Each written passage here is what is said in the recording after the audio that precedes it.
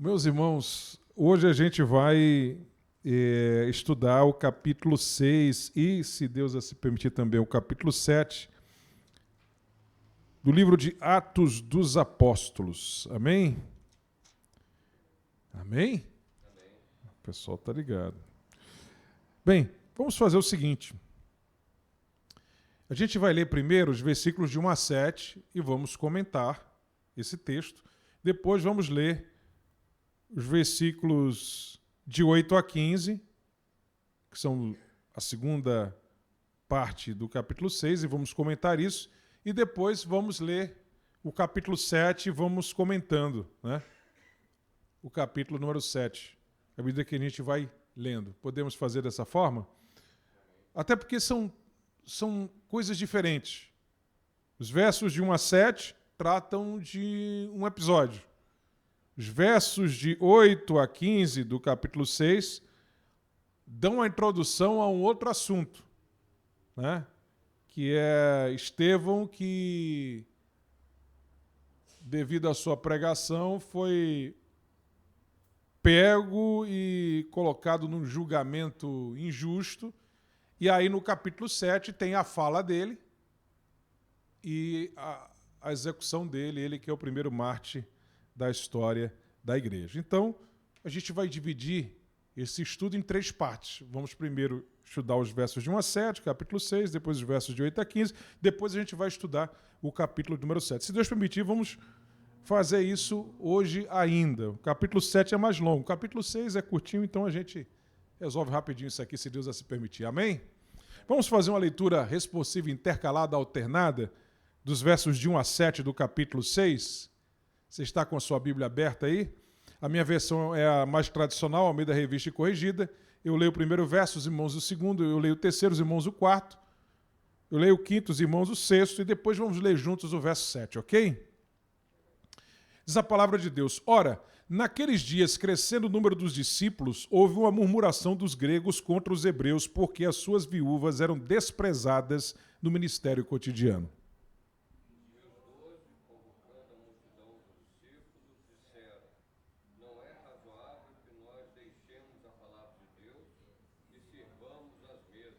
Escolhei, pois, irmãos, entre vós 7 varões de boa reputação, cheios do Espírito Santo e de sabedoria, aos quais constituamos sobre este importante negócio. Mas nós perseveraremos na oração e no ministério da palavra. E este parecer contentou a toda a multidão, e elegeram Estevão, homem cheio de fé e do Espírito Santo, e Filipe, e Prócoro, e Nicanor, e Timão, e Pármenas, e Nicolau, prosélito de Antioquia.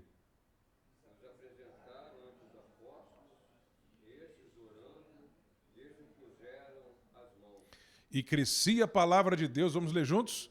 E crescia a palavra de Deus, e em Jerusalém se multiplicava muito o número dos discípulos, e grande parte dos sacerdotes obedecia à fé. Você pode dizer aleluia por isso? Aleluia. Então vamos lá, irmãos. Aqui temos, nesse início do capítulo 6, o registro de mais um problema na igreja primitiva.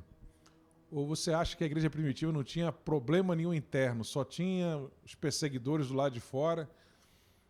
No capítulo 5, que inclusive nós estudamos no domingo, anteontem, nós vimos Ananias e Safira. No capítulo 5 a gente vê a igreja com problema. Então a igreja primitiva era uma igreja abençoada, perseverava na oração e tal, mas tinha de vez em quando os problemas internos. Teve o caso de Ananias e Safira. Mas aí Deus revelou a Pedro a situação e Deus agiu, interviu ali. Ele estava querendo tentar a Deus aí com seu comportamento, ter algum lucro com aquilo que ele estava fazendo, mas morreu. Aí vem o capítulo 6 e mostra outro problema dentro da igreja. Não da gravidade daquilo que Ananias e Safira fizeram, mas era um problema, que é o quê? Estava começando a ter uma contenda entre irmãos ali. Um grupinho contra outro. Veja o que diz o verso 1. Ora, naqueles dias, crescendo o número dos discípulos, a igreja cresce. Quando a igreja cresce, também aumenta o problema também, né? Quando é pequena, os problemas são poucos. Quando cresce, os problemas aumentam. Isso é natural, né? naqueles dias, crescendo o número dos discípulos, houve uma murmuração dos gregos. Quem são os gregos aqui? São judeus helênicos. São judeus que não eram da Palestina, mas haviam migrado para a Palestina. Judeus gregos eram judeus que nasceram na diáspora, mas em algum momento vieram para a Palestina. Eram judeus helenizados, como eram chamados. Gregos aqui não são gentios. O primeiro gentio aqui na igreja vai ser capítulo 10, Cornélio e sua família. Esses gregos aqui são judeus gregos, ok? Ou seja, judeus helênicos, nascidos na diáspora lá fora, não nascidos na Palestina, né? Diferente de Jesus nasceu na Palestina, diferente dos 12 apóstolos nasceram na Palestina. Não, esses aqui, não. Diferente de Maria, José, João Batista, todos eles da Palestina. Esses eram judeus helênicos. Helênicos.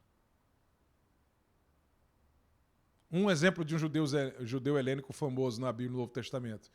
Saulo de Tarso, que vai se tornar Paulo.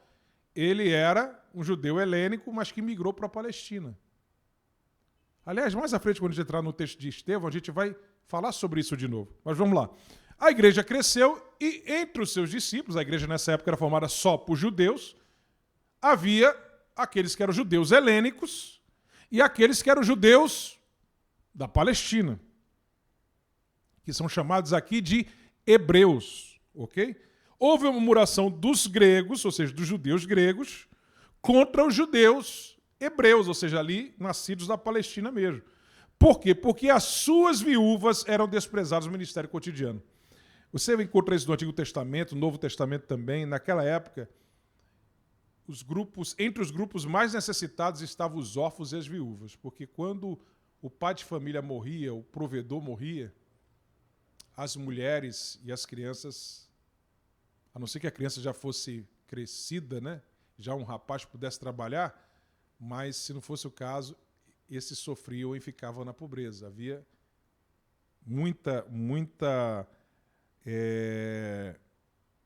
dificuldade, muitas situações assim. Tanto é que você vai ver Tiago falando na sua epístola, no capítulo 1, quando vai falar sobre o que é o verdadeiro evangelho, ele vai falar da questão social e vai dizer: visitar os órfãos e as viúvas as suas necessidades. Aí Paulo vai falar também, escrevendo a Timóteo, sobre a questão também das viúvas, tal. A igreja tinha muita gente nessa situação, passando necessidade. Viúvas, órfãos, e você tinha que socorrer. E a igreja socorria esse pessoal. E aqui, entre a igreja, havia viúvas e órfãos, né? E aí a igreja ajudava a sustentar esse pessoal, né? E que precisava de ajuda. E começou a haver uma murmuração, porque os judeus gregos diziam: olha, eu estou sentindo aí um nepotismozinho aí, estou sentindo aí que os judeus hebreus ajudam mais, chegam mais junto das necessidades das viúvas hebreias do que das viúvas judias gregas, né? Os gregos começaram a murmurar. Que história é essa aí? Estão dando uma preferência para judeu nascido na Palestina e não aos judeus que nasceram na diáspora e que migraram para cá? Que história é essa? Então estava começando a ter esse problema aí.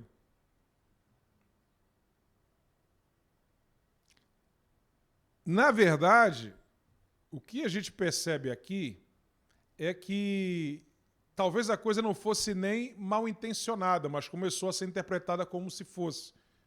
Porque o texto começa dizendo que cresceu muito. Então, na hora de assistir essas pessoas, de ajudar essas pessoas, de repente a demanda maior estava do lado dos judeus gregos. E aí você acabava tendo mais gente desse lado que não era ajudado do que do lado dos judeus hebreus, porque de repente o número de judeus hebreus nessa situação, né, no caso de viúvas passando necessidade, era menor do que dos judeus da diáspora que estavam agora residindo na Palestina. E havia muita gente nessa situação. Já já vamos falar sobre isso, mostrando alguns textos aqui em Atos dos Apóstolos. Então,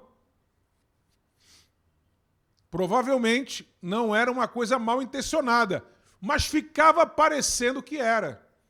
O texto dá a entender que isso se devia ao crescimento, ou seja, a demanda aumentou e, como a demanda aumentou, acabou sendo mais prejudicado o lado dos judeus gregos. Porque provavelmente a demanda era maior do lado deles e aí, na hora de equacionar o problema, ficava sobrando mais gente para ser atendido no lado dos judeus gregos, das viúvas judias gregas, do que do lado das viúvas hebreias, ok? E aí o que fizeram os 12, que é quem estavam liderando ali a igreja. A igreja, nessa época, era liderada por um grupo de pessoas, que nesse caso eram os 12. E os 12, convocando a multidão dos discípulos, convocou os crentes todos, uma reunião geral, né? Assembleia Geral, como se fosse Assembleia Geral, convocou todo mundo lá na reunião, chamou a multidão toda, e eles disseram: não é razoável que nós deixemos a palavra de Deus e vamos às mesmas, ou seja, que a gente deixe de estar pregando, ensinando e fazendo outras coisas para servir as mesas, porque não é que servir as mesas não seja necessário. Não é que ajudar essas pessoas não seja necessário. Mas se a gente fizer isso e parar de pregar e de ensinar, quando a nossa obrigação é estar pregando e ensinando, não vai dar. Então, propomos o seguinte, dizem ele, versos de número 3. Escolhei, pois, irmãos, entre vós. Não eram eles que iriam escolher. Nesse caso aqui, a igreja iria escolher e eles é que iriam impor as mãos sobre eles e designá-los. Ou seja, quem iria chancelá-los, autorizá-los e designá-los eram os 12. Não poderiam ser outros. Mas a escolha deles era pela igreja. Eram pessoas que deveriam ser reconhecidas pela igreja como capacitadas para essa função que iriam exercer. Escolhei, pois, irmãos, dentre vós, 7 varões de boa reputação, cheios do Espírito Santo e de sabedoria, aos quais constituamos sobre esse importante negócio. Outra coisa, essa escolha tinha um critério. Tinha que obedecer um critério. Tinha que ser gente de boa reputação, não podia ser gente de má reputação. Tinha que ser gente cheia do Espírito Santo, gente cheia de Deus mesmo. E tinha que ser gente com sabedoria, ou seja, com inteligência para lidar com o trabalho que iriam lidar. Porque às vezes a pessoa tem boa reputação, é uma pessoa piedosa, cheia de Deus, mas não tem habilidade para a coisa. Mas nesse caso, tinham que ser gente de boa reputação, gente piedosa, cheia de Deus, cheia do Espírito Santo, e gente que teria entendimento, sabedoria para exercer aquela função que exerceria. Não poderia faltar nenhuma dessas 3 coisas. Às vezes a pessoa é uma pessoa piedosa, uma pessoa que saberia lidar com a coisa, mas por alguma razão tem uma má reputação, não dá. Às vezes a pessoa tem uma boa reputação, até sabe lidar com a coisa, mas não é uma pessoa muito piedosa, né? Mas aí você tem também a possibilidade de ser uma pessoa que é de boa reputação, é uma pessoa piedosa, mas para aquela função não dá. Tem que ser uma pessoa específica que saiba fazer aquele tipo de negócio, né? Tem entendimento e sabedoria. Então tinha que ter essas 3 coisas. Boa reputação, cheia do Espírito Santo e de sabedoria. Passando por esses critérios, vocês escolhendo, quer dizer, o povo tinha que escolher, mas a escolha tinha que ser dentro desse critério. Se ele escolhesse alguém fora desse critério, os apóstolos não iam colocar a mão na cabeça desse camarada e não iam designar ele para ser diácono, né? Que é aquele que vai servir. O diácono fala de serviço, né? Aquele que vai servir ali, né? Aos quais constituamos sobre este importante negócio. Veja, eles reconhecem que esse negócio de servir os irmãos necessitados, de cuidar da parte social, de cuidar dessa coisa mais, vamos dizer assim, mais social e administrativa da igreja, que isso era um importante negócio. Não era um negócio sem importância. Era importante. É um importante negócio. Sendo que, no caso dos apóstolos, se eles se envolvessem com isso, iam deixar o principal, que era pregar e ensinar a palavra. Então não dá. Então eles tinham que designar alguém para esse importante negócio. Veja, nesse caso aqui, o povo é que tinha que escolher. Mas claro que mais à frente, a gente vai ver Paulo escrevendo a Timóteo, falando sobre os critérios para escolher bispos e diáconos, né? Capítulo 3, lá de 1 Timóteo, que essa escolha agora partia mais da liderança ali da igreja, né? Já, mais à frente já passou a ser um pouco diferente.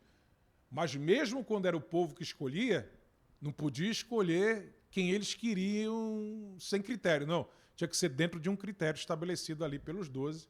Um critério muito bom, aliás, e que se coaduna com aqueles critérios até mais detalhados que Paulo apresenta lá, escrevendo a Timóteo e escrevendo a Tito também, quando ele fala das qualidades que o bispo deveria ter.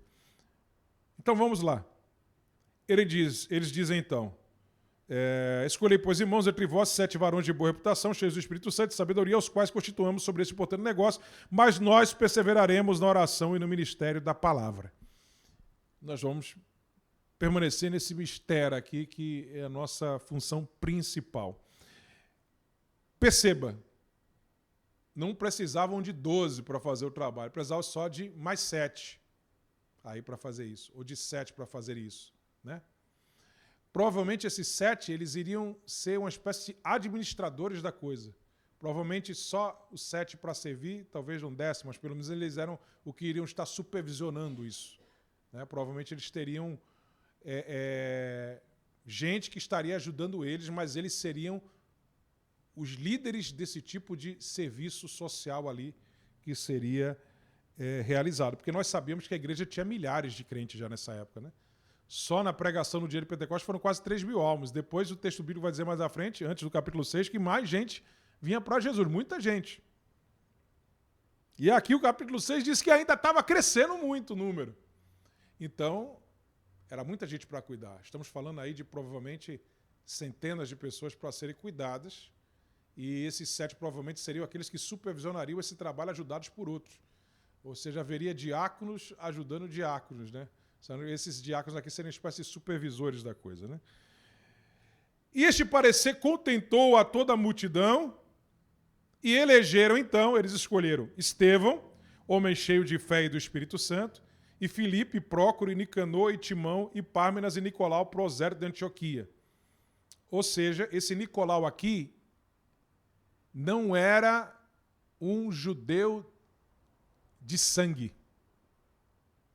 Desses 7, havia um prosélito de Antioquia. O que significa prosélito de Antioquia? É um gentil considerado judeu porque se converteu ao judaísmo, que você sabe que se alguém se converte ao judaísmo, ele é considerado como um judeu. Vide, por exemplo, Ruth a Moabita. Se converteu ao judaísmo, foi aceita porque você sabe que a lei de Moisés dizia que, no caso específico dos moabitas, eles sequer poderiam morar em Israel. Você sabe que em Israel o estrangeiro poderia morar. Mas ele só tinha que respeitar algumas normas ali. Mas ele não era obrigado a adorar o Deus de Israel. Mas no caso moabita, ele sequer, pela lei de Moisés, podia morar lá. Por causa da maldade que os moabitas fizeram com o povo de Israel, depois que saíram do Egito, né? E depois ainda teve o caso de Balaque e Balaão, né? Balaão, que não pôde profetizar contra o povo, aí deu a ideia para Balaque de ele fazer o povo se prostituir com as moabitas, né? Para que então eles fossem enfraquecidos e amaldiçoados, né? E por causa disso, por causa desses 2 fatores aí, os moabitas eram malquistos e a lei de Moisés impedia, inclusive, que eles morassem no território de Israel. Se quer morar, poderia. Aliás, tem outro fator também, que não é mencionado como razão para isso, mas subtende-se, que é a origem dos moabitas, né? Ainda tinha isso, né? Vocês sabem como é que os moabitas surgiram, né? Ló, quando saiu de Sodoma e Gomorra, é um dos textos mais complicados quando a gente está lendo a Bíblia com os filhos, a gente pula esse capítulo, dependendo da idade do filho, né? Não, vamos pular, vamos ler outro capítulo, vamos ler lá em Êxodo agora, alguma coisa. Tem capítulos da Bíblia que não dá para ler com as crianças até só a partir de uma certa idade que dá para ler com eles, né? Que a mulher de Ló se torna estátua de sal, mas Ló escapa com suas 2 filhas, e elas, para ter descendência, bebedam o pai, e numa noite vai a mais velha, na outra noite bebê do pai também vai a mais nova, e elas têm filhos com seu pai, incesto, e a mais velha, se não me engano, é a mais velha, dá à luz a Moabe, de onde vêm os moabitas. Então, ainda tem isso. Vê como são as coisas. Então, os moabitas sequer poderiam morar em Israel. Está lá escrito em Deuteronômio isso. Não podem morar aqui, não pode ser assim, residir não pode.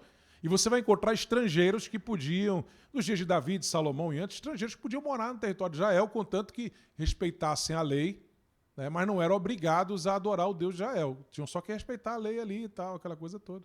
Até quando o templo foi construído, tinha um átrio para os gentios, que funcionava, inclusive, nessa época aqui do segundo templo ainda funcionava. Tinha um átrio de gentios lá, onde os gentios podiam ir até determinada parte. Né?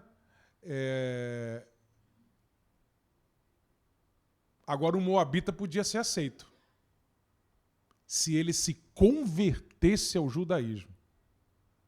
Aí ele poderia ser aceito. E isso valia para qualquer estrangeiro, mesmo aquele que era permitido morar em Israel, ele não era considerado judeu, ele era um estrangeiro na terra. Olha, nenhum amonita ou moabita entrará na congregação do Senhor, nem aí da sua 10ª geração entrará na congregação do Senhor eternamente. Se não me engano, Amon era o filho da outra filha de Ló, se não me engano. Mas Moabe com certeza é da filho lá, se não me engano, da mais velha. Não vai entrar. A única exceção seria o quê? Se a pessoa se convertesse ao judaísmo, aí sim. Mas se não for para converter, só para morar lá em Israel, sequer podia. Moabita não entra aqui. Não entra. Ok? E aí o texto vai dizer depois as razões, né? E também tem o caso do Balaque e Balaão, e aí o texto vai falar também da maldade que eles fizeram com o povo quando saiu do Egito, né? Que não ofereceram para eles água, não ofereceram isso, aquilo, outro, quiseram que eles morressem de fome no deserto, enfim, aquela coisa toda. Então, Ruth entra. Inclusive entra na descendência de Davi e do Messias. Ela é bisavó de Davi. E está na linhagem de Jesus. Mas por quê? Porque ela disse para Noemi, não, eu vou contigo. Noemi diz assim, não, volta para a tua terra, para os teus deuses, tal. Não. Noemi diz assim, pode voltar para a sua terra, para os seus deuses. E ela diz, não, eu vou com você. Agora o teu povo é o meu povo, o teu Deus é o meu Deus. Eu estou abandonando os ídolos e agora sirvo ao Deus de Israel. E Deus, abençoou Ruth, a moabita, entrou na linhagem do Messias, serva do Senhor. Amém? Porque se a pessoa vir para Deus, aí é diferente, né? Porque onde quer que tu fores, irei eu, e onde quer que pousares à noite, ali pousarei eu, o teu povo é o meu povo, o teu Deus é o meu Deus. Né? Então, havia judeus que eram gentios convertidos. Eles eram chamados de quê? Prosélitos. Se lembra do ministro da fazenda da rainha Candace da Etiópia? Que diz o texto bíblico, ele foi adorar a Deus em Jerusalém e quando estava voltando estava lendo o livro do profeta Isaías.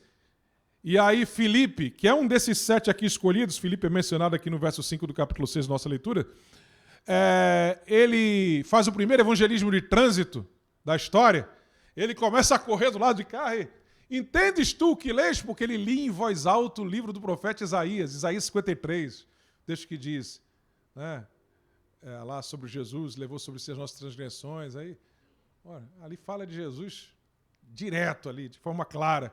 Entende tu o que lês? Ele parou a carruagem, sobe aqui para me explicar. Ele disse, como eu vou entender se ninguém me explicar? Aí Filipe vai, explica para ele, ele se converte. Como poderia entender se alguém me não ensinar? E rogou a Filipe que subisse com ele e se assentasse. Aí Filipe pregou a ele, ele creu e diz, eu quero ser batizado então agora. Aí disse, se tiver água aqui, a gente batiza agora. Né? Hoje em dia o pessoal está cobrando para batizar. Né? Opa, né? Tem gente que cobra para batizar. Né? Filipe diz assim, adianta aí. Adianta. Indo eles caminhando, chegaram ao pé de alguma água e disse ao eunuco, eis aqui a água, quem impede que eu seja batizado? Filipe não disse, olha, só se pagar X, né? Ele disse Filipe, é lícito, se crê de todo o coração. E respondendo, ele disse, crê que Jesus Cristo é o Filho de Deus. Então desceram lá, batizou lá, e mandou parar o carro, desceram ambos a água, tanto Filipe como o eunuco, e o batizou. E quando saíram da água, o Espírito do Senhor arrebatou a Filipe e não ouviu mais o eunuco, e jubiloso continuou o seu caminho. Ele era um quê? Ele era um etíope, convertido ao judaísmo. Ele era um prosélito. No caso, um prosélito da Etiópia. Ok? Quando o Espírito desce ali em Atos capítulo 2, diz que havia uma multidão ali, de várias nações. Inclusive é dito que havia prosélitos ali.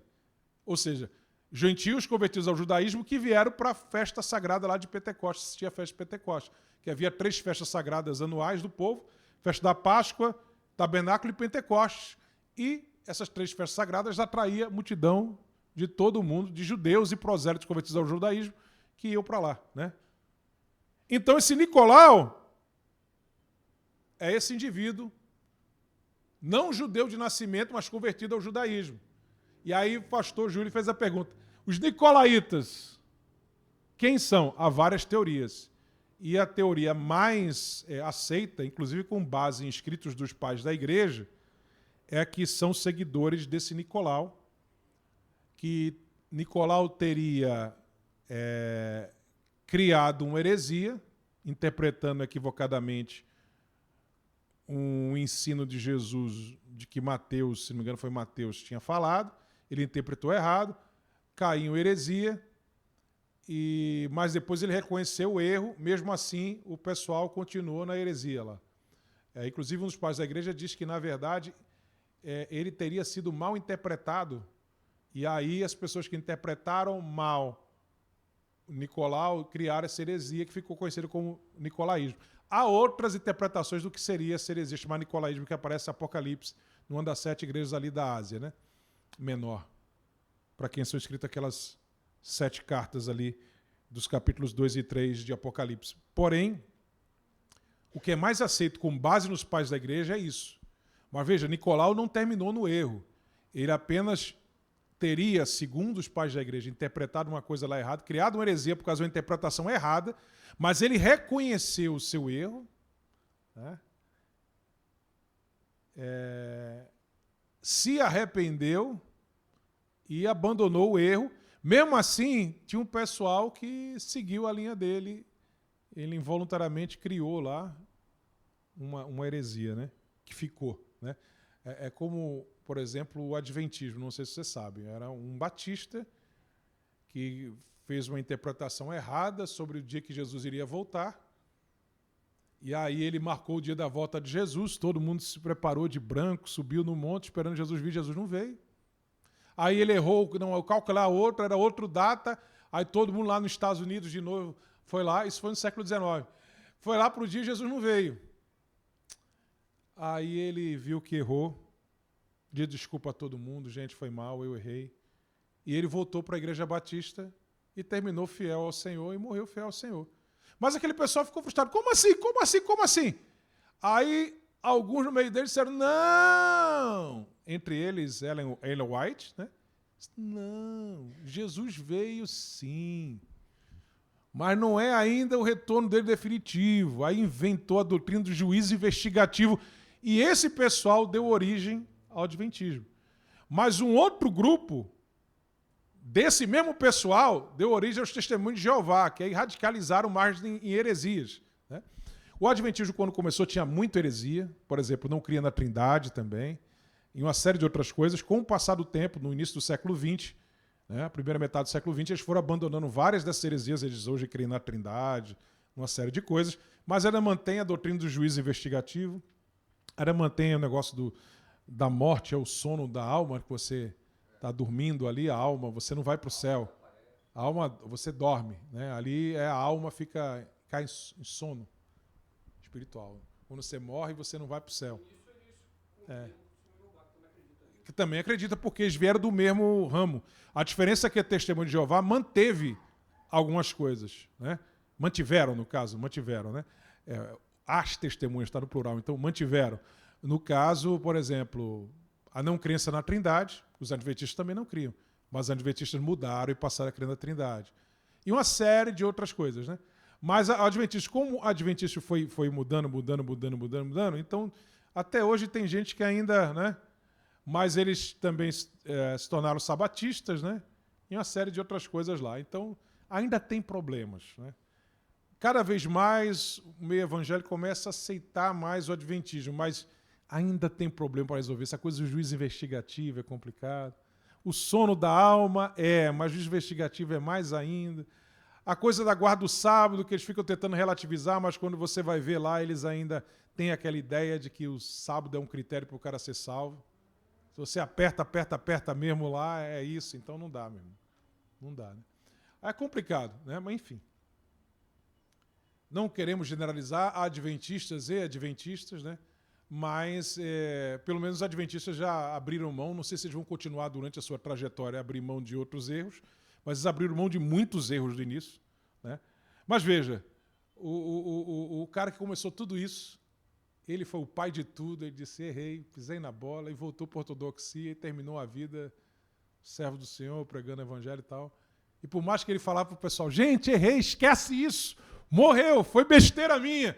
A turma não, foi embora e nasceram os testemunhos de Jeová e os adventistas do sétimo dia. Infelizmente. Isso acontece, irmãos. No Colau também. Gente, deixa disso, gente. Mas o pessoal seguiu. Paulo Nicolau, segundo dizem os pais da igreja, né? Pais da igreja que tratam desse assunto. Isso é uma coisa que chama atenção. Tinha um prosélito aqui, que era de Antioquia, no caso Antioquia da Síria, né? Provavelmente é uma referência a Antioquia da Síria. E outro detalhe também. Percebe que nenhum desses nomes é um nome de origem judaica? São todos nomes helênicos. E qual era o problema? Que o lado dos judeus gregos helênicos acabava tendo menos aceitação. Curiosamente, os 7 escolhidos eram todos pelo nome. Estevão não é nome hebraico, é nome helênico. Filipe também. Prócoro também. Nicanor também. Timão, Pármenas e Nicolau. Nenhum desses é nome judaico. Mas não significa dizer que eles não eram judeus. Primeiros gentios convertidos ao cristianismo vão surgir lá no capítulo 10, Cornélio e sua família.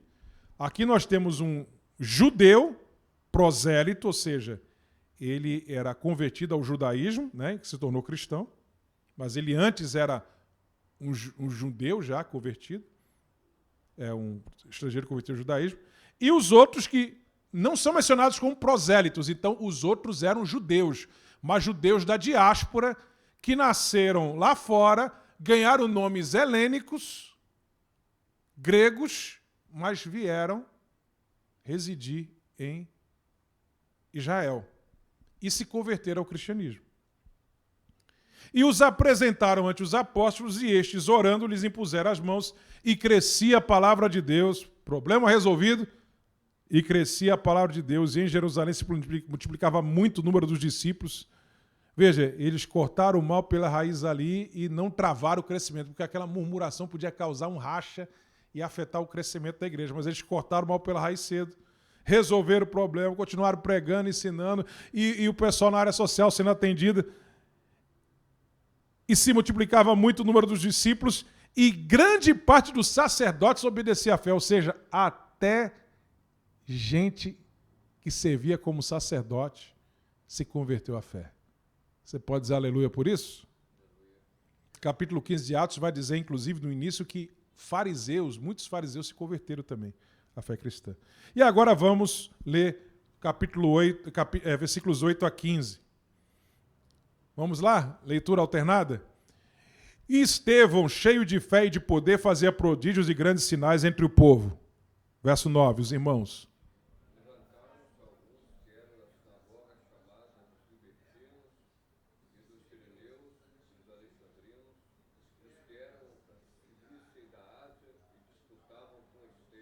E não podiam resistir à sabedoria e ao espírito com o que falava.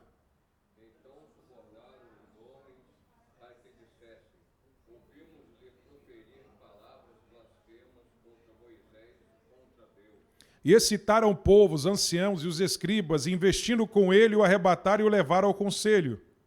E apresentaram falsas testemunhas que diziam: este homem não cessa de proferir palavras blasfemas contra esse santo lugar e a lei. Porque nós lhe ouvimos dizer que esse Jesus Nazareno há de destruir este lugar e mudar os costumes que Moisés nos deu. Então todos os que estavam assentados no conselho, fixando os olhos nele, viram seu rosto como o rosto de um anjo. Aleluia! Estevão era um homem cheio de fé e do Espírito Santo, nos diz o verso 5. E Lucas, obviamente, conecta essa história da instituição dos diáconos com a história de Estevão, porque Estevão é o primeiro mártir. E é preciso explicar de onde veio Estevão. E para isso tem que explicar a origem do diaconato, né? Estevão, cheio de fé e de poder, fazia prodígios e grandes sinais entre o povo. Veja, o fato de ele ser diácono não significa dizer que ele não podia pregar, ensinar. Veja, Estevão pregava, fazia prodígios e grandes sinais entre o povo. Filipe, no capítulo 8, vai para Samaria, a mesma coisa. Sinais e prodígios, pregação, muita conversão lá. Também. E ele era um diácono. Mais na frente é dito, inclusive, que as filhas dele eram profetisas, né? Era realmente ali uma família pentecostal. Fogo puro. E esses diáconos ficam famosos, irmãos. Ficam famosos.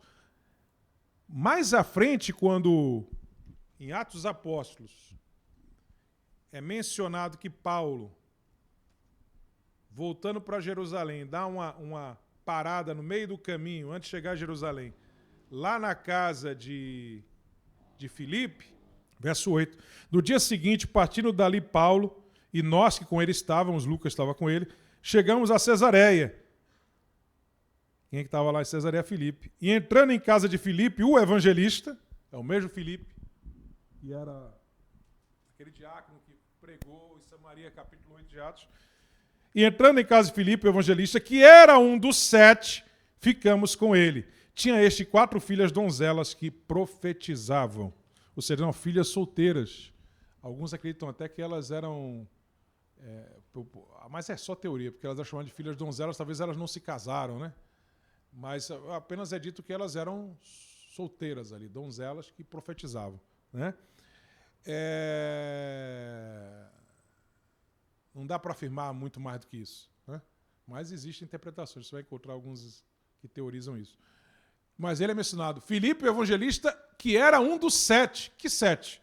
Esse 7 aqui, do versículo 5 de Atos, capítulo número 6. Estevão, cheio de fé e de poder, ele que era um dos 7, fazia prodígios e grandes sinais entre o povo, assim como Filipe também vai fazer. E levantaram-se alguns que eram da sinagoga chamada dos libertos. Outras versões dizem libertinos, acho que a tua dizer libertinos, eu ouvi você falando libertinos. A gente não sabe exatamente o que era. Olha, a versão Meio da Corrigida Fiel vai dizer libertinos. Não é que tem uma mudança ali no original grego, em alguns manuscritos, não. Alguns vão traduzir libertinos, outros libertos. A maioria acredita que ali é libertos. Que são o quê? São os judeus que... essa é a interpretação mais aceita. Eram judeus que... eles eram da diáspora, isso aí fica claro pela própria descrição deles aí no texto. Se lembra que eu disse que ia mostrar um texto que falava sobre esses judeus helênicos? Esse é o texto que eu falei. Eu falar mais à frente sobre isso de novo? Aí tá. Eram judeus que eram da diáspora e que talvez tinham passado por algum tipo de problema, que chegaram a ser perseguidos por Roma, presos, tal, mas depois que cumpriram suas penas, foram libertos, eles resolveram sair de onde moravam e voltaram para a terra de origem, né, de seus pais, e vieram para Palestina, morar ali em Israel. Então, por isso era chamado de os libertos, né? E eles... Aí percebe-se também que havia uma rixazinha entre judeus helênicos e judeus hebreus, né? Que nasceram ali na Palestina mesmo. Eles tinham uma sinagoga só deles. E levantaram-se alguns que eram da sinagoga chamados dos libertos, né? Bota na versão, a outra versão que fala libertos. Não essa Corrigida Fiel, mas a outra. Nada contra a Corrigida Fiel, mas é porque eu prefiro a tradução libertos, que é a tradução mais ideal aí. que eram da sinagoga chamados libertos, e dos sirineus e dos alexandrinos, dos que eram da Cilícia e da Ásia, e disputavam com Estevão. Veja, essa sinagoga era formada por judeus helênicos. Judeus de origem de onde? De Cirene, de Alexandria, no Egito, da Cilícia e da Ásia. E disputavam com Estevão. Estevão, pelo nome, era um judeu helênico, convertido ao cristianismo. E aí, onde é que ele foi pregar o evangelho? Você vai pregar para pessoas se converterem. Nessa época ainda não se pregava para gentios. Você era um judeu helênico. Você, Estevão, era o que antes? Era um judeu helênico que se converteu à fé cristã. Então, provavelmente, ele era de uma sinagoga dessas. Agora, convertido, ele vai pregar aos colegas, ou ex-colegas lá da sinagoga dos libertos. E disputava com eles. E nessa sinagoga tinha gente da Cilícia. Se lembra de Saulo? De Tarso, né?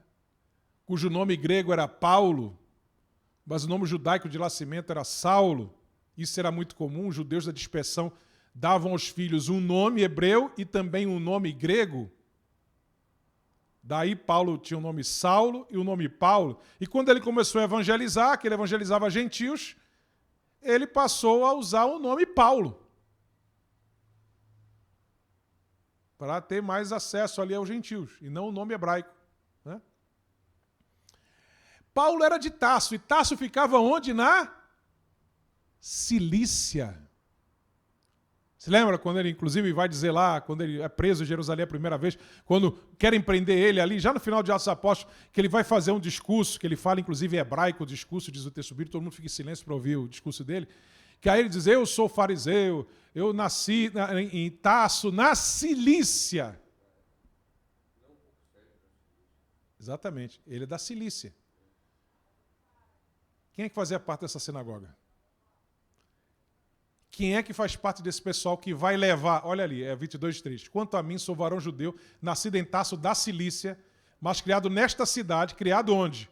Em Jerusalém, aos pés de Gamaliel. Nasci lá, mas vim da diáspora para cá e fui criado aos pés de Gamaliel, né? Que era o líder, né, do Sinédrio na época de Paulo, né? Enfim.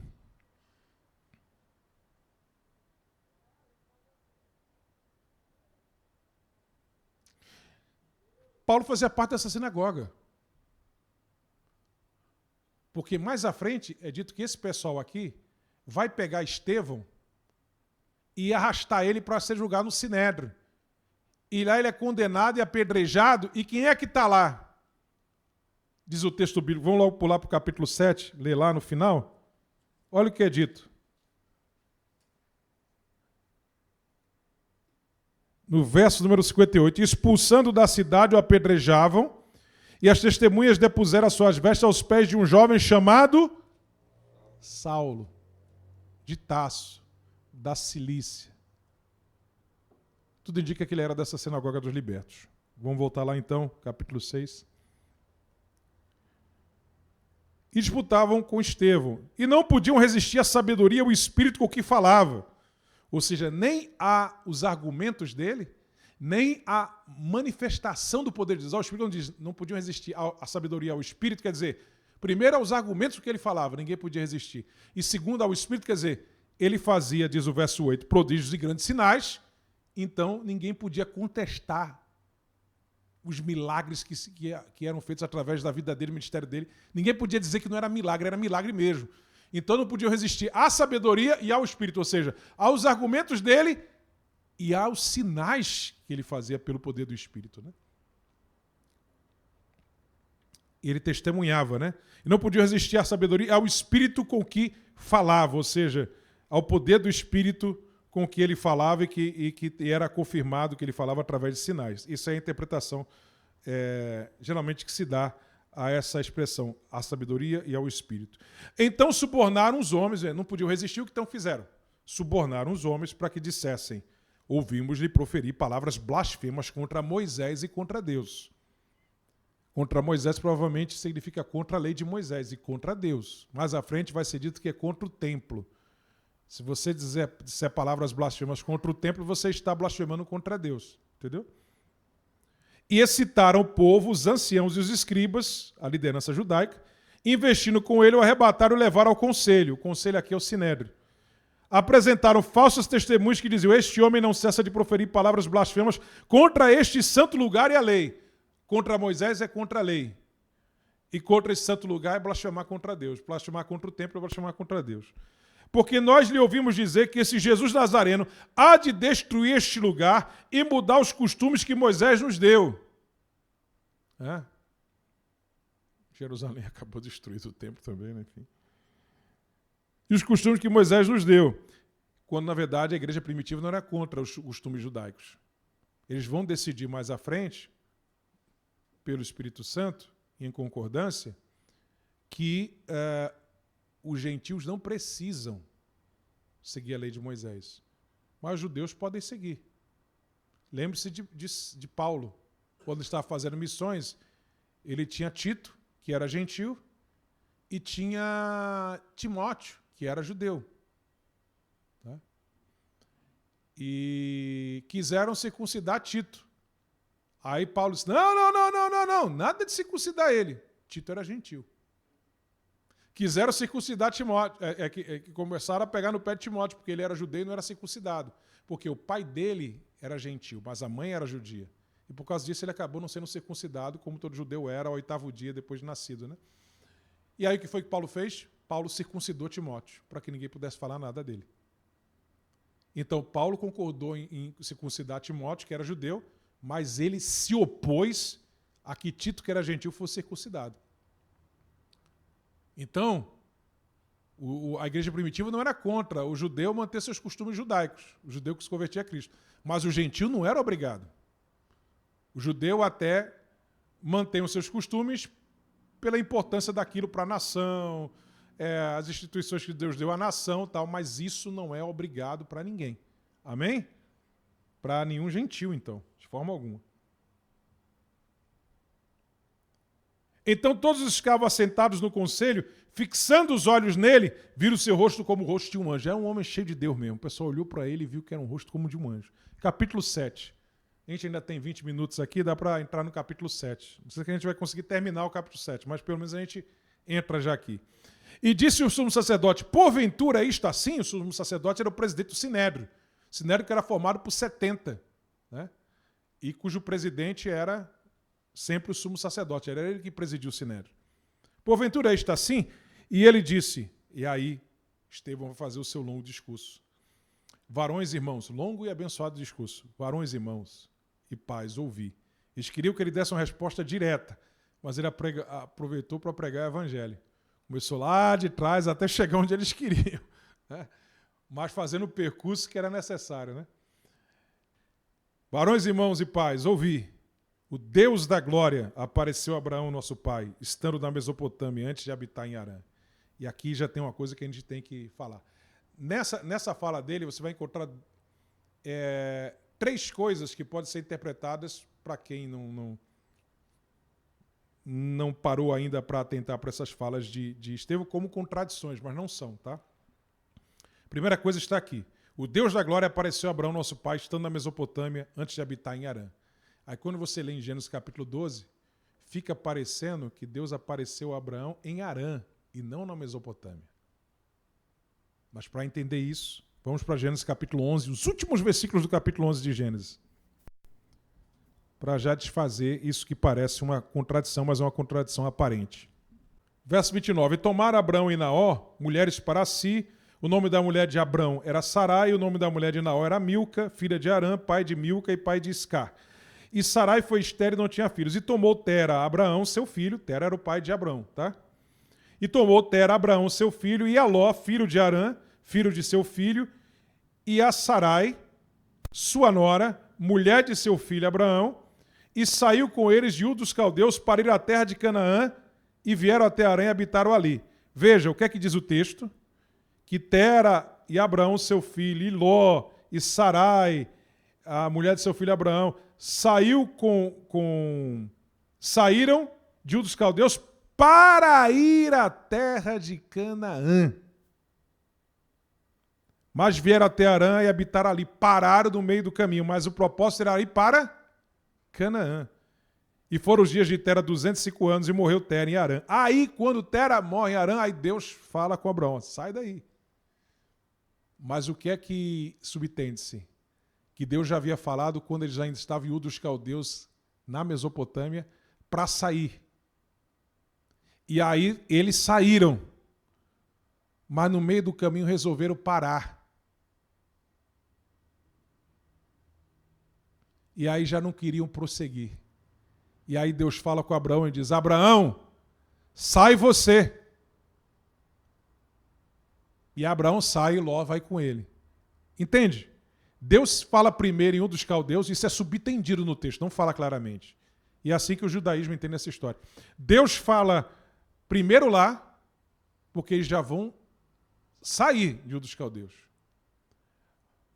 Mas resolvem parar, não prosseguem. E ficam ali, até que Tera, o pai, morre. Aí Deus se manifesta a Abraão e diz, sai. Então Abraão sai. E o irmão dele fica. Todos que tinham começado a jornada não prosseguem. Resolve ficar. Mas Abraão, Deus vê o seu coração, vê que ele tem disposição de continuar, diz, sai e eu vou te abençoar. Eles não quiseram prosseguir, mas você vai sair. E ele sai. Eles sabiam que tinha que ir para Canaã, mas não sabia onde era a coisa. Tanto é que Abraão sai sem saber, diz o texto, que ele vai sair para uma terra que Deus vai mostrar. Ele não sabia onde é que era. Ele sai, vai, até que chega em determinado local, na região de Canaã, que era enorme. E Deus diz, é aqui. Mas veja, subtende-se que Deus falou a ele ainda na Mesopotâmia. E ele saiu e conseguiu levar consigo para ir junto com ele seu pai, né? Ló, esse pessoal todo. Mas o pessoal no meio do caminho para. Aí Deus fala com ele depois que o pai morre e diz, sai você agora. E ele vai. E Ló vai junto. Mas Ló, depois no meio do caminho, também resolve ir para Sodoma e Gomorra. E não continua com Abraão. Então, o negócio era para Abraão ir e todos os agregados que iam com ele ficaram no meio do caminho. O negócio de Deus era com Abraão. Amém? Sabe aquela coisa de que o negócio é com você, mas você quer que a gente vá gente com você que não é para ir? Né? Um aglomerado de gente para ir, o negócio é só com você, com sua família, Deus é só você. Mas você leva todo mundo, mas aí você vê que os caras no meio do caminho trava, para, não vão, porque o negócio é só com você, sua família, só não é para todo mundo ali, é um negócio específico. Isso acontece. Ló vai, mas também Ló não estava na chave que Abraão estava. O negócio de Deus era com ele, com Abraão. Ok? E aí fica claro por essa palavra de Estevão. Estevão confirma isso que está na tradição judaica e que é subtendido pelo que nós vemos ali no final do capítulo 11, que Deus apareceu primeiro a Abraão lá e depois aparece também em Harã. O Deus da glória apareceu a Abraão, nosso pai, estando na Mesopotâmia, o dos caldeus era Mesopotâmia, antes de habitar em Harã. Disse-lhe, sai da tua terra, dentre a tua parentela e dirige-te à terra que eu te mostrar.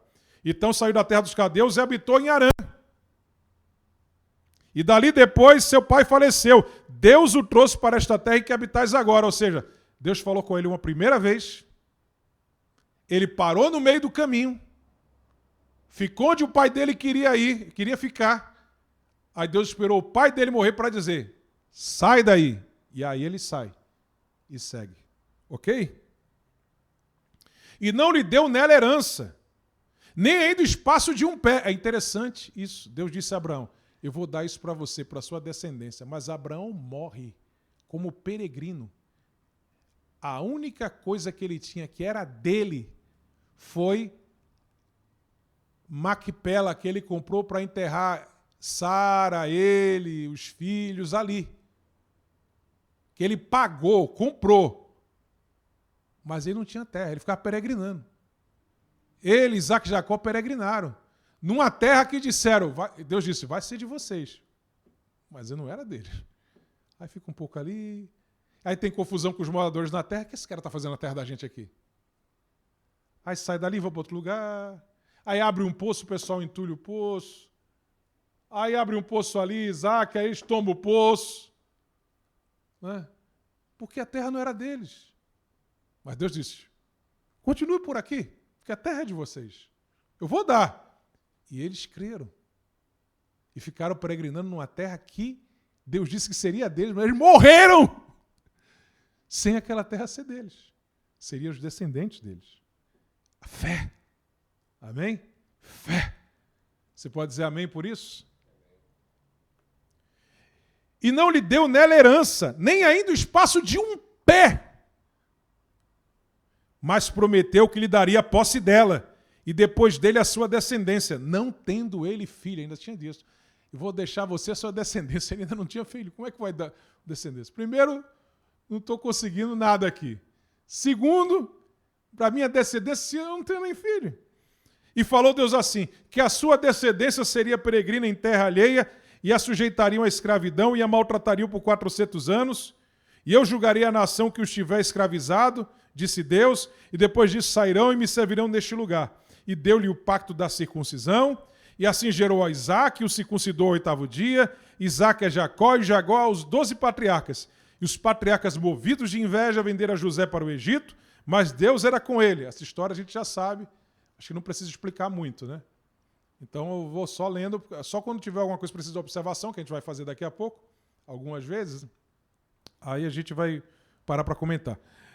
E os patriarcas movidos de inveja venderam José para o Egito, mas Deus era com ele, e livrou de todas as suas tribulações, e lhe deu graça e sabedoria ante Faraó, rei do Egito, que o constituiu governador sobre o Egito e toda a sua casa. Sobreveio então a todos os pais do Egito e de Canaã fome, e grande tribulação, e nossos pais não achavam alimentos, mas tendo ouvido Jacó, que no Egito havia trigo, enviou ali nossos pais a primeira vez, está se referindo aos 12, né?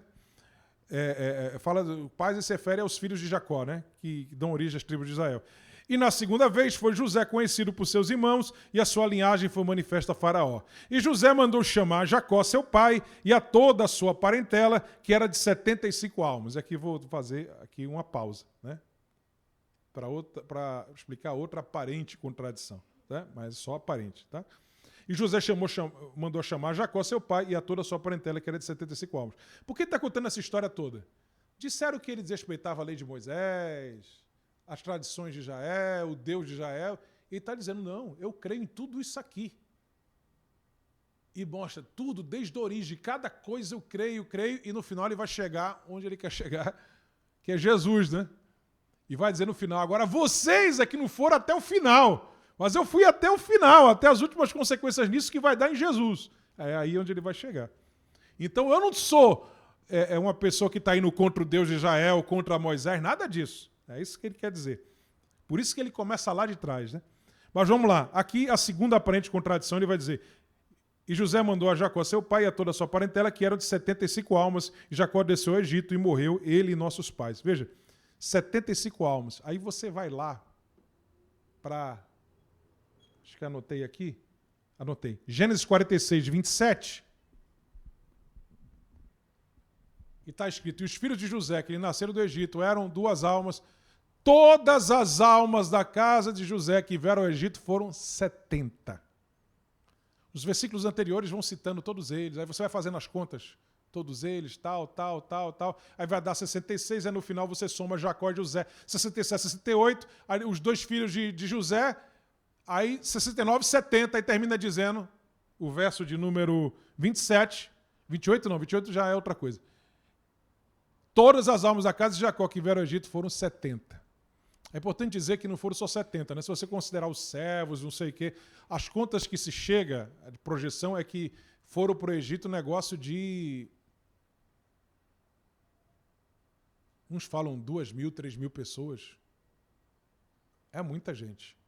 Tá? É só lembrar que quando teve aquela guerra em Siquém, foram só 2 filhos de Jacó que levaram não sei quantos servos para lutar. Abraão tinha tantos servos, centenas, que ele levou para lutar contra reis. Né? E cada um desses filhos de Jacó tinha vários servos. E que eles tinham famílias, casados, com filhos. e para cuidar de toda a riqueza que eles tinham. Eles ainda levam muita riqueza de Siquém. No final das contas, a gente que chega à projeção de, o mínimo é centenas, a gente é 2, 3 mil. Agora, da família de Jacó foram 70. Mas aqui ele diz 75 almas. Estevão está indo contra? Não. Lembre-se que Estevão era um judeu helênico, que lia a Bíblia em hebraico, mas também lia a Bíblia em grego, a chamada Septuaginta, escrita, pelo menos a parte do Pentateuco foi a primeira escrita, mais de 200 anos antes de Cristo, terceiro século antes de Cristo. E lá na Septuaginta está escrito, em Gênesis 46, 27, 75 almas. Mas por que está escrito 75 almas? Porque o tradutor da Septuaginta acrescentou, além desses 70, os 5 netos de José. Está lá, no texto da Septuaginta está um acréscimo. Ele acrescenta os 5 netos de José, e aí não termina em José e seus 2 filhos, mas termina em José, os 2 filhos e os 5 netos. E, inclusive, eles são nomeados. E aí diz, foram 75 almas. Como Estevão lia a Septuaginta em grego, que cita os netos de José, bisnetos de Jacó, e por isso coloca 75, ele falou 75.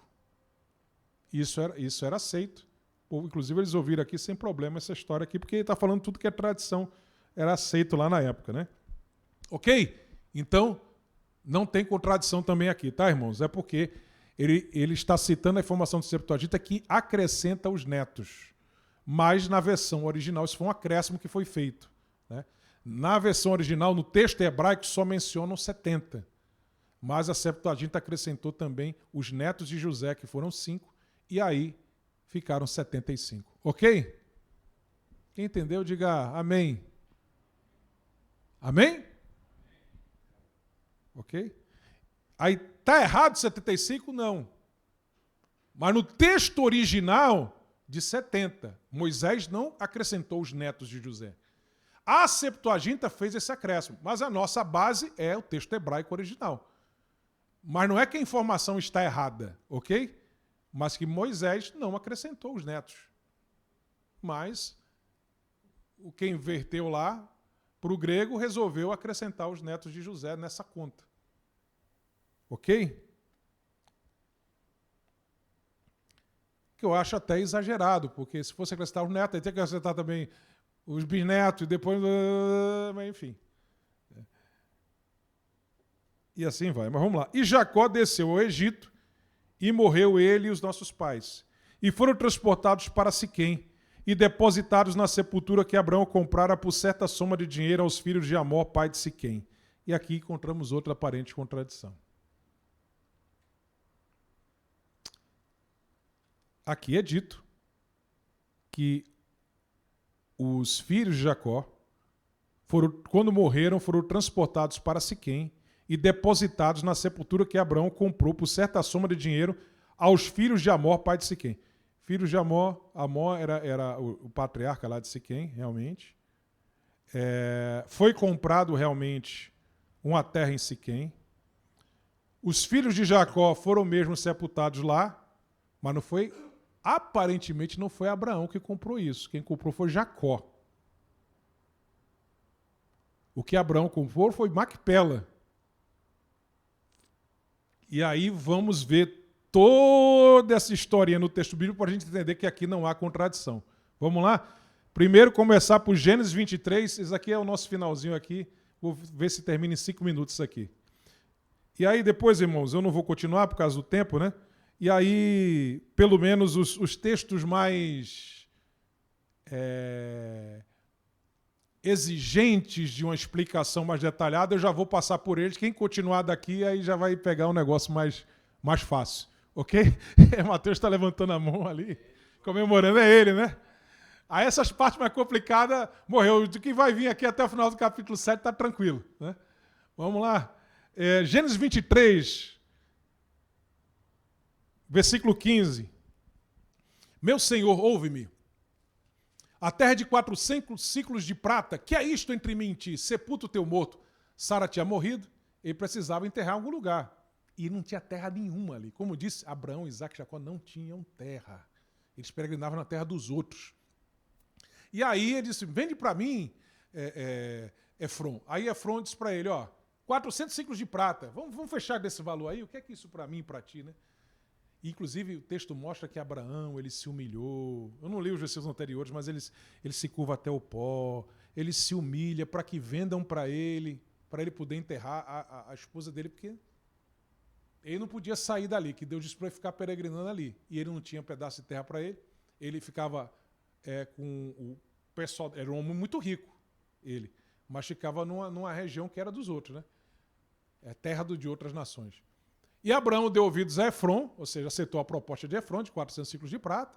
E Abraão pesou a Efron, a prata de que tinha falado aos ouvidos dos filhos de Et, 400 ciclos de prata, correntes entre mercadores. Interessante que Abraão pediu para que tivesse testemunhas ali para dizer, o acordo que a gente vai fechar aqui tem testemunhas. Os filhos de Et ouviram tudo, então todo mundo está sabendo que agora esse pedacinho de terra é meu.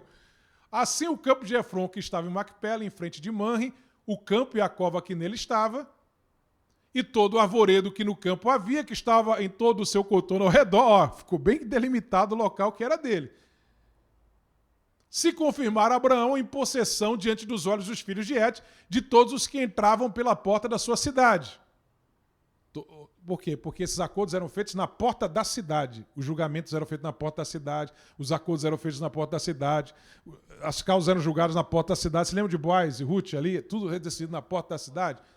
E depois sepultou Abraão a Sara, sua mulher, na cova do campo de Macpela, em frente de Mãe, que é Hebron, na terra de Canaã. Primeiro pedacinho de terra que ele teve foi isso aí. Ele podia dizer, é meu. Tem aqui, Eu não sei se tinha escritura pública, não tinha estado com cartório na época, né? Mas um acordo foi, sei lá, talvez tivesse um tabletezinho com alguém assinando alguma coisa, não sei, né? Naquela época, mas o acordo foi fechado. Tablete, né? Exatamente. O tablete, isso aqui é meu, documento aqui. Se alguém falar, tá aqui. E tem testemunhas, os filhos de Et viram, todo mundo ali. Foi tudo feito legalmente, né? Então ele comprou isso, Macpela, que ali é onde está Hebron. Aí, Gênesis 49, versículos 29 a 33. Gênesis 49.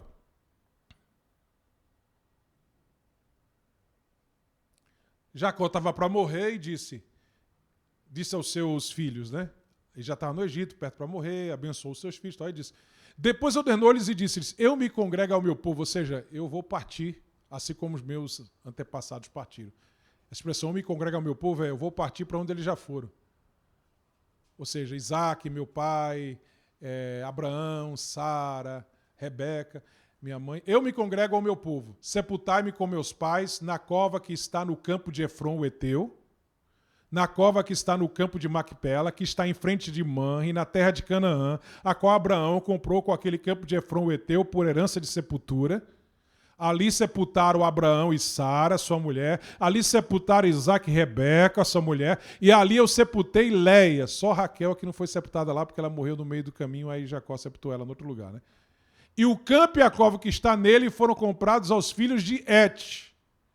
Acabando, pois, Jacó de dar mandamentos a seus filhos, encolheu seus pés na cama e expirou, e foi congregado ao seu povo. E aí ele foi enterrado lá. Mas, antes de tudo isso acontecer, Gênesis capítulo 33, versos 18 a 20.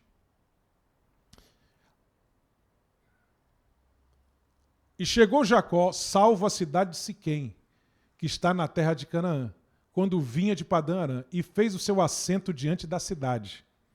E comprou uma parte do campo. Agora mais uma coisa que vai pertencer a eles. Eles já tinham direito àquela terra ali de Hebron, onde sepultavam todo mundo que morria, né, da família.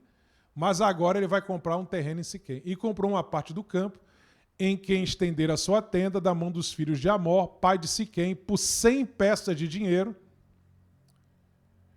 E levantou ali um altar e chamou-lhe Deus, o Deus de Israel. Deus, o Deus de Israel, o nome do altar. Então vamos lá. Então agora eles têm Siquém também. Quem comprou foi quem? Não foi Abraão, foi Jacó. Antes de Jacó morrer, Gênesis capítulo 48, versículos 21 e 22.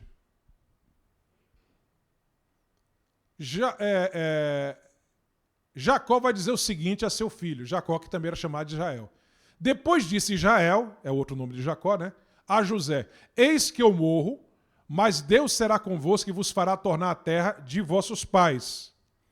E eu te tenho dado a ti um pedaço de terra mais que a teus irmãos, o qual tomei com a minha espada e com o meu arco da mão dos amorreus. Ele está se referindo o quê? Qual era o único pedaço de terra que ele tinha? Siquém. Ele está dando a José a terra que ele comprou em Siquém, uma parte territorial de Siquém que ele comprou, e que ele diz que ele lutou por esse território com espada e com arco. Por quê? Ele compra no final do capítulo 33. No capítulo 34 tem aquele caso de Diná, a filha que é desflorada pelo líder lá de Siquém, o filho do líder de Siquém, e aí tem uma confusão, dois filhos de Jacó se vingam, matam o cara e começa uma guerra, e aí, para ele não perder a terra, tiveram que ir na espada.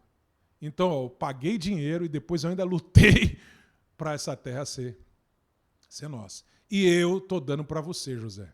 Você que vai tomar conta disso aqui. Ok? Aí, ele dá para José.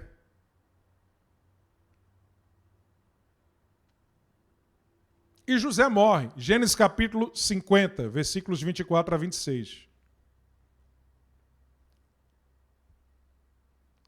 E disse José a seus irmãos: eu morro, mas Deus certamente vos visitará e vos fará subir desta terra para a terra que jurou a Abraão, a Isaque e a Jacó. E José fez jurar aos filhos de Israel, dizendo: certamente vos visitará Deus e fareis transportar os meus ossos daqui. Verso 26. E morreu José da idade de 110 anos e o embalsamaram e puseram no caixão do Egito. Foi enterrado no Egito, mas ele disse: mais na frente, quando a promessa se cumprir, nós saímos dessa terra para voltar à terra que foi prometida a nossos pais. Não deixem meus ossos no Egito, mas tirem daqui e levem esses ossos do Egito. Êxodo 13, 19. Eu já estou terminando. Moisés levou esses ossos. Quando estavam saindo do Egito, finalmente, depois da 10ª praga, e tomou Moisés os ossos de José consigo, porquanto havia este estreitamente ajuramentado aos filhos de Israel, dizendo: certamente Deus vos visitará, fazei, pois, subir daqui os meus ossos convosco. E Moisés levou. Mas você sabe que Moisés morre antes de entrar na terra prometida. Quem é que vai enterrar os ossos de José? Josué. Josué capítulo 24, versículo 32. Também enterraram em Siquém os ossos de José, que os filhos de Israel trouxeram do Egito, naquela parte do campo de Jacó, que Jacó comprara aos filhos de Amor, pai de Siquém, por 100 peças de prata, porquanto foram em herança para os filhos de José. E tem um versículo agora que eu esqueci de colocar, mas enfim, depois vocês procuram aí, que é o seguinte. Então vocês viram, quem comprou foi Jacó, deu para José, e José disse para os irmãos dele tomarem conta disso e enterrar ele depois, quando se cumprisse. Ele pensava que se cumpria ainda nos dias dos irmãos dele, que ficaram vivos, mas acabou não acontecendo, né? Mas enterrassem ele lá, né? E onde é que estão enterrados os filhos? Eu não peguei todos os textos, enfim, eu esqueci ainda de alguns, irmãos. Onde é que estão enterrados os filhos de Jacó? José e seus irmãos. Estão todos enterrados em Siquém. Ok? Assim como diz ele aqui. E foram transportados para Siquém, depositados na sepultura que foi comprada por certa soma de dinheiro aos filhos de Amor, pai de Siquém. Então, quem foi enterrado lá? José e seus irmãos. E se você for lá para Israel, José e seus irmãos não estão enterrados em Macpela. Só estão enterrados em Macpela Abraão, Sara, Isaque, Rebeca, Jacó e Lia. Raquel está enterrada no outro canto. Morreu no meio do caminho numa viagem, aí ele enterrou lá onde dava. E os 12 filhos, José entre eles, estão enterrados em Siquém. Ok? Estão enterrados em Siquém. Agora, qual é a explicação para isso aqui? Vai dizer que foi Abraão que comprou. É que é dito que quando Jacó comprou, ele comprou para ali ele fazer um local de adoração a Deus e construir um altar. E antes, no outro texto que eu acabei esquecendo de selecionar, capítulos antes, é dito que Abraão, quando chegou em Siquém, ele, lá em Siquém, construiu um altar para adorar a Deus. E aí vem Jacó e chega em Siquém, compra um espaço e ali ele constrói o altar, porque para construir aquele altar ali, ele tinha que comprar aquele espaço, senão não cederiam para ele fazer aquele altar ali. O que se depreende disso? Se depreende que, provavelmente, Abraão comprou aquele espaço para construir o altar em Siquém. Mas depois dele, o pessoal de Siquém tomou e Jacó depois tem que comprar aquilo ali para construir o altar no mesmo lugar. E depois, ainda numa guerra, manter aquele espaço com espada e arco, porque senão eles iam perder aquele local ali. Razão pela qual, inclusive, Abraão, depois de adquirir aquele espaço lá em Siquém, e perde, ele, quando vai comprar o espaço de Macpela, ele já faz um negócio mais seguro para não perder também. Entende? Então, provavelmente foi o que ele está dizendo aqui, essa é a interpretação dada desse texto, é que Abraão comprou para construir o altar em Siquém, que ele construiu lá atrás, para que permitisse que ali ele construísse o local de culto. Mas ele perde isso. Razão pela qual ele, quando vai comprar em Macpela, ele já faz um negócio mais firme para ter certeza que não vai perder. E Jacó, mais à frente, quando chega em Siquém, ele recompra o local e reconstrói ali o altar, mas mesmo assim depois ele ia perder e teve na guerra que segurar, senão ele ia perder do pessoal de Siquém. E ali são enterrados José e seus irmãos. Deu para entender? Eu tive que fazer esse percurso todo, mas esqueci. Eu estava ali antes de começar o culto, o irmão pastor Ferreira viu, o pastor Júlio está procurando os textos e anotando ali na Bíblia para não esquecer, e mesmo assim ainda esqueci. 9:12 já, terminei aqui, irmãos, mas, enfim, Abraão comprou, perdeu, José recompra, para não perder ainda vai para a espada, batalha, porque esse povo vivia em terra que não era deles, então eles podiam perder aquilo ali. E depois Jacó diz, eu fui para o Egito, mas José tem um negócio lá que eu comprei, e você vai cuidar desse negócio aí. E José pede, quando eu morrer, me enterra lá. E os irmãos dele também são enterrados lá. Ele e os outros são enterrados lá em Siquém. Ok, irmãos? É isso. Agora ficou mais fácil, né, Mateus? Dá para frente, agora não tem mais texto complicado. Amém, irmãos? Que Deus continue abençoando os irmãos mais e mais. A Bíblia tem algumas coisinhas que você tem comparando com um texto com o outro para você entender, porque senão o negócio, às vezes, pode causar uma complicação, né? Eu poderia simplesmente ler esses textos passando por cima disso, mas depois, você estudando esses textos, poderia ver as contradições, então já estou antecipando, já está resolvido. Se alguém, inclusive, perguntar para você, eu não entendi isso aí, não, estava no ensino da igreja, lá na terça-feira, e o pastor Silas explicou lá, o irmão Júlio explicou, o pastor Ferreira, o Mateus, isso aqui é fácil, é isso aqui. É fácil para você depois que aprendeu. Mas é isso aí. Que Deus continue abençoando os irmãos mais e mais. Passar para o pastor Júlio, que começou, né? Mas o pastor Júlio com certeza vai passar para o pastor Ferreira para ele fazer a conclusão do trabalho.